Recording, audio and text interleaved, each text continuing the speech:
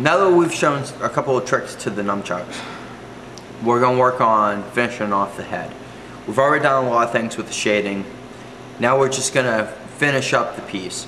Go through all the primary areas, make sure that the right areas are shaded.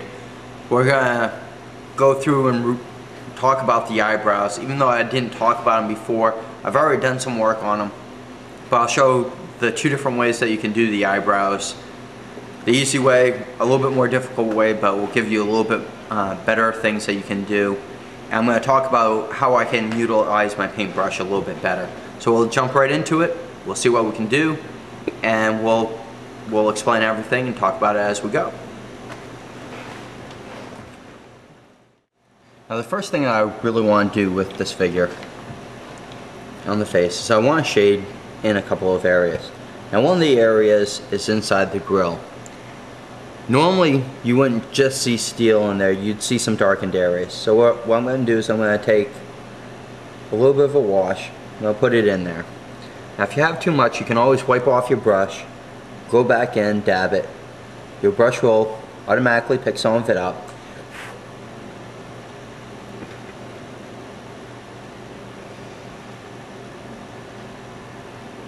And you'll see the areas are a little bit better shaded.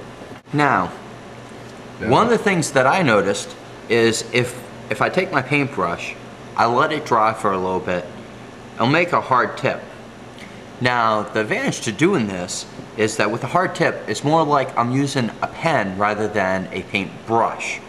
Paintbrush, sometimes you can have the pieces move on you a little bit. This way, it's harder. Only the end that's very wet will actually have any of the paint on it. And that's the only area that is actually going to go inside of the grill. Now if you have a little bit too much, you can always wipe it off.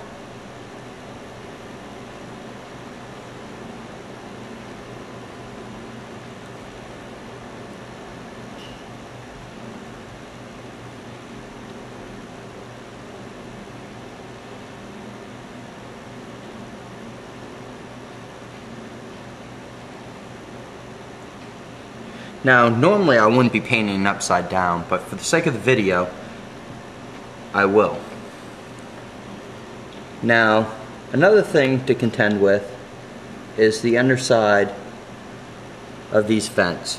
Now for this, I'm actually going to have to flip it around and take a good look. Take a good look at the piece, just so I can see the area that I actually want to paint. You always want to have it in the best view possible. Now if you do a video on your own, you may want to consider the audience and keep them in mind. Now again, with this, it's okay to overpaint a little bit, because any excess, you can take a cloth, you can take a napkin, and you can put it right on your figure and you can wipe off.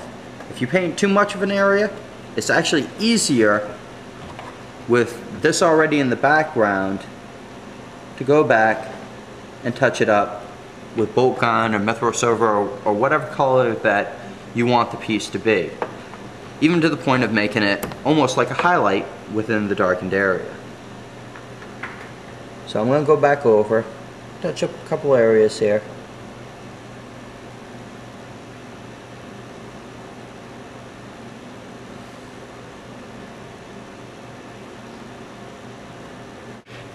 As you can see, the area underneath has a good shading to the areas that would be darkened. Now, even though it's on an under part, you still want to take care of as much detail as possible, because if your piece is being judged, a judge may always turn your piece upside down and look underneath just to see what he has and how much attention you've given to all areas. And that's a hard area that most people tend to miss. Now we're going to move on to touching up the eyebrows. As you can see, I'd already jumped ahead and done this guy's eyebrows. Now the easiest way to do the eyebrows, of course, is just to use a permanent marker and just touch the ridges and go along them. Now, of course, normally I would not be painting a miniature upside down, but we always have to do the best that we can when trying to make a video for the internet. Now the other way, of course, to do the eyebrows is to actually paint them. It's a little bit more difficult, but never be too scared of it. I can always just take a little bit of paint on a very fine tip brush and just barely trace along the eyebrows. Yes. But again, do it however you feel comfortable. If it's easier to use a permanent marker that's an ultra fine point, then please do it. You can come out with exquisite detail. Otherwise, go ahead and use paint if you're that good with a paintbrush. You can always mix and match, and as time goes on, you're always going to get better, so you don't have to worry about it.